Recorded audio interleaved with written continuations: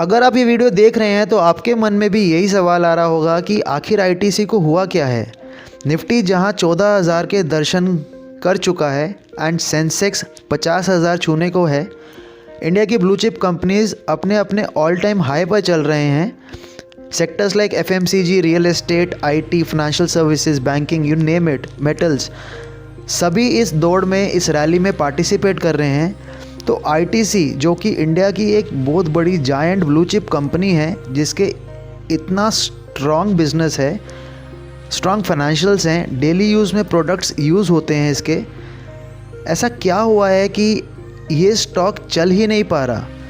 मतलब मार्केट क्यों इस स्टॉक की पोटेंशियल को नहीं देख पा रहा, जो इसके फाइनेंशियल्स आपको साफ साफ दिखा रहे हैं। आइए बात करते हैं इसी वीडियो में आज आईटीसी के ऊपर।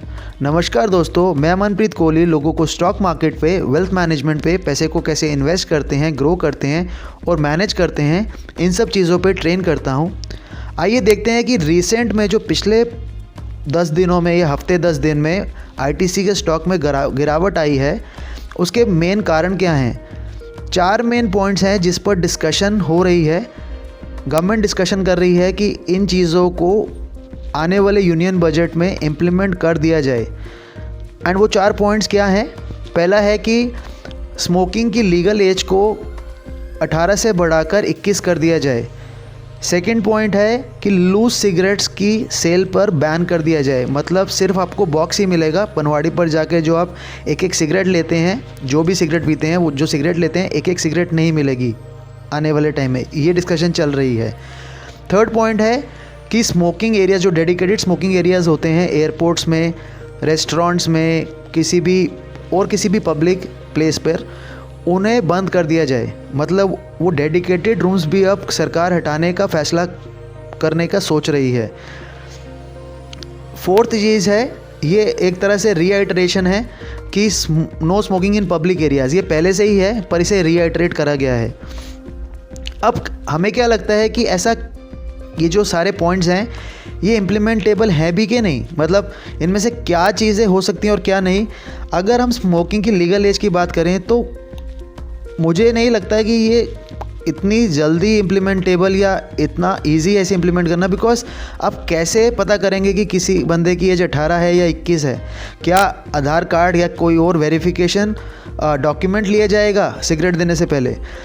सेकंड चीज़, इंडिया में ज़्यादातर लूज सिगरेट्स बिकती हैं, जो छोटे छोटे पनवाड़ी हैं और जिनका प्रेजेंस बहुत ही ज़्यादा है। अगर हम पूरा ये सिगरेट इंडस्ट्री या जो टोबैको इंडस्ट्री है, इसका डिस्ट्रीब्यूशन देखें तो छोटी छोटी जो दुकानें नुक्कड़ में होती हैं, चाय वाली या पनवाड़ी छोटे छोटे, वहाँ पर मेजरली लूज सिगरेट्स ही बिकती हैं। तो मुझे नहीं पता कि कितना इम्प्लीमेंटेबल है।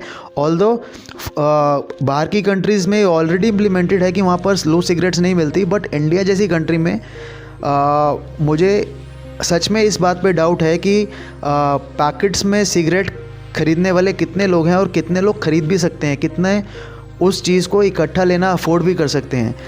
थर्ड चीज़, एयरपोर्ट्स एंड रेस्टोरेंट्स पे बैन होगा या नहीं, ये थोड़ा पॉसिबल लगता है, but let's see what will happen. Fourth point तो रीआइट्रेशन है। मैंने पहले ही कहा कि no smoking in public areas पहले से ही है, उसे बस रीआइट्रेट करा गया है। अब इन सब कारणों के कारण क्या आपका व्यू बदल जाना चाहिए आईटीसी पर?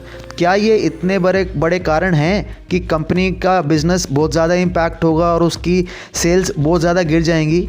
हाँ, अगर लूज सिगरेट्स की सेल पर बैन हो गया तो ये मेजर रीज़न है, ये अच्छा खासा कारण है उसकी सेल्स गिरने का। बट ये कितना इम्प्लीमेंटेबल है, दैट्स अ डाउट। पर क्या इसके लॉन्ग टर्म फाइनेंशियल्स या इसकी प्रॉफिटेबिलिटी बदल जाएगी ये सब कारणों से?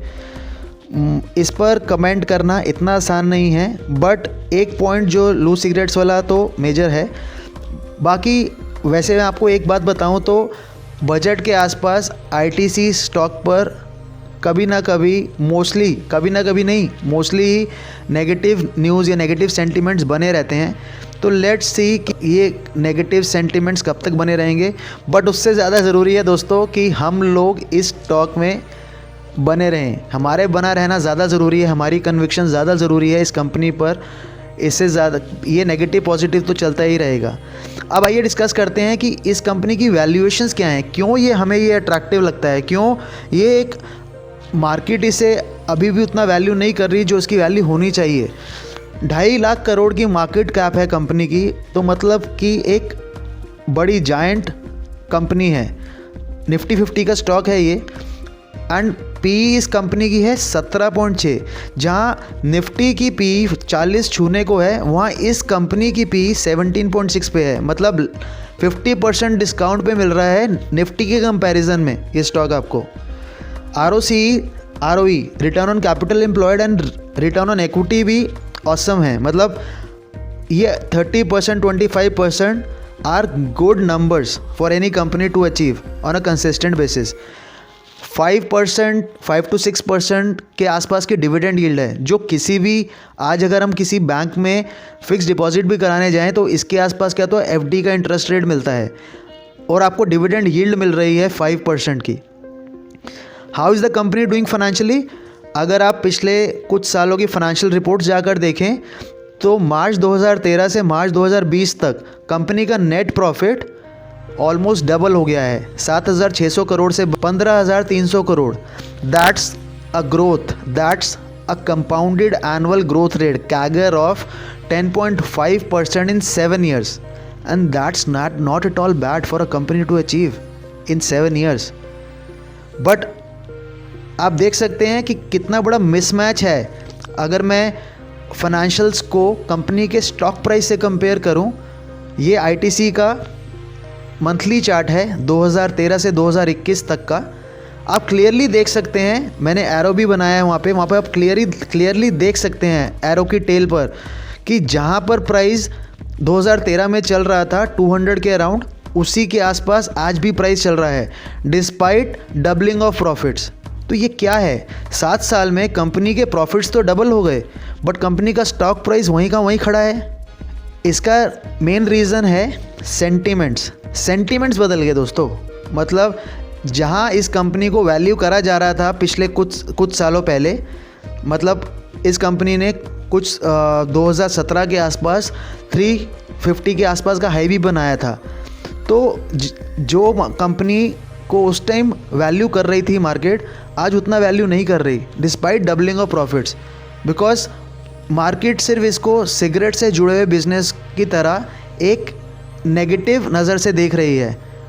बट ये इग्नोर करा जा रहा है कि ये कंपनी जो है रैपिडली एक्सपैंड कर रही है FMCG स्पेस में। रैपिडली मतलब उनका टारगेट है क्लियर कि 2030 तक वो 1 लाख करोड़ का रेवेन्यू जनरेट करना चाहते हैं FMCG सेगमेंट से। एंड सिर्फ FMCG नहीं, इस कंपनी में सिगरेट FMCG के अलावा बहुत अच्छे बिजनेसेस और भी हैं। Paper business like classmate, agri business, hotel business. तो ये एक तरह से अपनी तरह का एक पोर्टफोलियो है। अगर आप एक स्टॉक ले रहे हैं ITC का, तो आप पोर्टफोलियो ऑफ बिजनेसेस ले रहे हैं। मतलब ये सारे बिजनेसेस का कॉम्बिनेशन है ITC। क्या पता आने वाले टाइम में वैल्यू अनलॉक इस तरह से करा जाए कि इन बिजनेसेस को ही अलग अलग कर दिया जाए, और तब देखा जाएगा कि मार्केट क्या वैल्यू करती है इसको। बिकॉज इसका पीयर FMCG में हिंदुस्तान यूनिलीवर, उसको मार्केट 70 की PE देती है।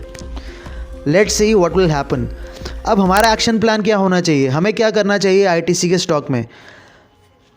मैं आपको रिक्वेस्ट कर सकता हूं और एजुकेट कर सकता हूं, मैं आपको किसी भी चीज़ के लिए एडवाइस नहीं कर सकता। मुझे क्या दिखता है कि हम सबको इस स्टॉक को एक्यूमुलेट करना चाहिए in the form of SIP on a monthly basis पर कुछ क्वांटिटी ITC की खरीदते जाएं जब तक ये इन नीचे लेवल्स पर ट्रेड कर रहा है। बाकी आने वाले टाइम में अगर बढ़ता है तो उस पर क्या स्ट्रैटेजी होनी चाहिए, उस पर हम अलग से बात कर लेंगे। एंड कभी भी कोई मेजर नेगेटिव न्यूज़ आए और स्टॉक अच्छा खासा नीचे गिरे तो ऐड मोर क्वांटिटी।